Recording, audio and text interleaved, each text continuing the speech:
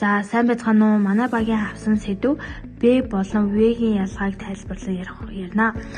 Монгол хэлний авиацийн системд За сайн байцгаана уу? Манай багийн авсан сэдв Б болон В-гийн ялгааг тайлбарлан ярина. Монгол хэлний авиацийн системд Б ба В гэсэн хоёр уруулын гаралтай гээгүүлэгч оршдог. Эдгээр нь хэлэх байраараа адил уруулын байрлал үүсдэг боловч хэлэх арга, дуугаралт, авиацийн чанар, өг доторх байрлал хэлний хөгжлөх үүргээс ирсэн ялгаатай байдаг. Хэлэх байр ба хэлэх аргын ялгаа нь Б авиа бол хамжих буюу тесрэг гээгүүлэгч. Энэ авиаг хэлэхдээ хоёр уруулд нягт нийлж агаарыг түр зуур хаагаад дараа нь гинэт дуу гаргадаг. Иймд энэ авиа түргэн тесрэг тод дууралтай байдаг. В авиа нь харин шүргэх буюу үргэлжилсэн гээгүүлэгч, заримдаа хагас сэгшиг гэж нэрлэгддэг. В авиаг хэлэхэд уруул дуугарч агаарыг тасралтгүйгээр урсган гаргадаг. Тиймээс зөөлөн үргэлжилсэн авиаг үснэ. Б авиаг агаарын тесрэг маягаар гаргана. В-г агаарын шүргэх үргэлжилсэн урсгалтай гаргана. Дуу гаргал ба шууганы ялгаа. Б нь дуутай гээгүүлэгч, хэлэх үед хоолой хөвч жичирч тод хүчтэй дуу гарна. В нь мөн дуутай боловч шуугаан багтай хагас ихшгийн чанартай авиа юм. Б-гийн дуу гарал богино хүчтэй байдаг бол В-гийн дуу гарал үргэлжилсэн сул уян байдаг.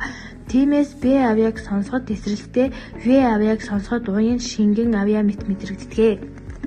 За шууганд хамжих Б болон В гээгүүлэгч авиалбарын хувилбар сэлгэцийн ямар ялгаатай болохыг хамтдаа мэдцгээе. За Б авиалбарын үндсэн хувилбар болох Б-н шуугианд сул, дуутай, уруулын хамжих, хатуу, стагнасан, хамрын биш хэлэх сонсох, утга ялгах үүргийн талаас туйлын тод байранд байдаг авиа.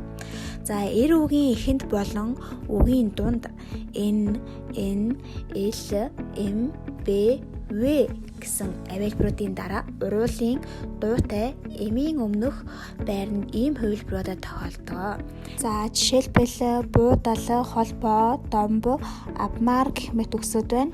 За энэ үгсүүд нь яагаад энэ байрлал тохиолдож байна гэхлээр эр үгийн эхэнд болон үгийн дунд Н, Л, М, Б, В авиалбарын дараа уруулын дуутай М авиалбарын өмнөх байранд ийм хувилбараар тохиолдож байгаа. Жишээ нь энэ юм.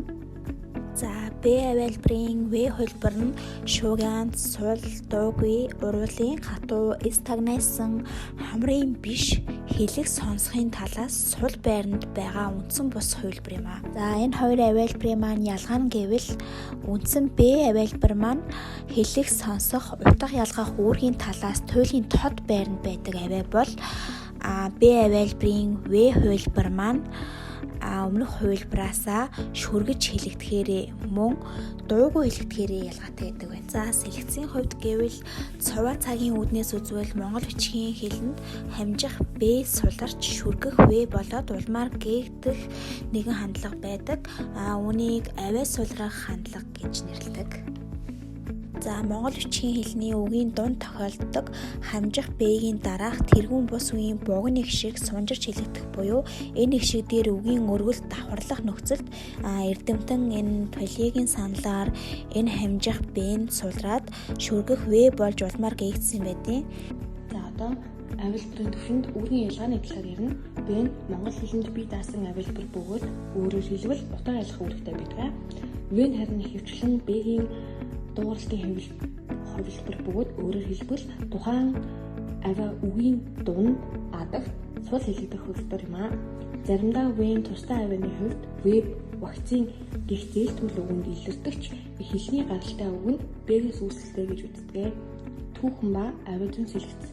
Монгол бичгийн хэлний үед Б авиа үгийн дунд сулран шүргэх, В цаашлаад заримдаа бүр гээгдэх хандлагатай болсон байдаг.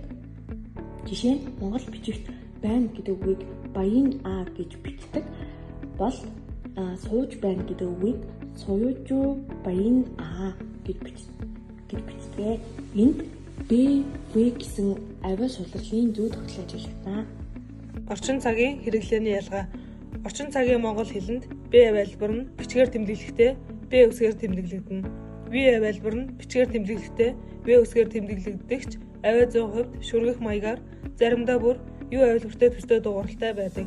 Тиймээс V үсэг орсон үгсийн жишээ болох өвс, өвөл, хавар гэх мэт үгсийг дуудахдаа V-тэй төстэй авиа гардаг бол B үсэг орсон бод, бараа, бэлэг гэх мэт үгсийн жишээ нь тод хэлэгдэх B авиатай төстэй байдаг. B болон V авиалбарын хураангуй харьцуулалт. Дуугарлалтын хувьд B авиалбар нь дуутай тод дуугарлалтай бол V авиалбар нь дуутай сул дуугарлалтай байдаг. Хэлэх байрын хувьд хоёулаа адилхан уруулын байдаг бол хэлэх аргын хувьд B авиалбар нь уруул хаагдаж дараа нь нээгдэнэ. V авиалбар нь уруул зөөлөн дуурна. Үгийн байрлалын хувьд B авиалбар нь үгийн эхэнд юм уу үгийн дунд ордог бол V авиалбар нь эгшгийн дараа болон адагт ордог. Дүгнэлт нь B ба V хоёрын нэгэн их сурвалжтай мэт боловч хэлний хөгжил донд өөр үүрэгтэй болсон байна.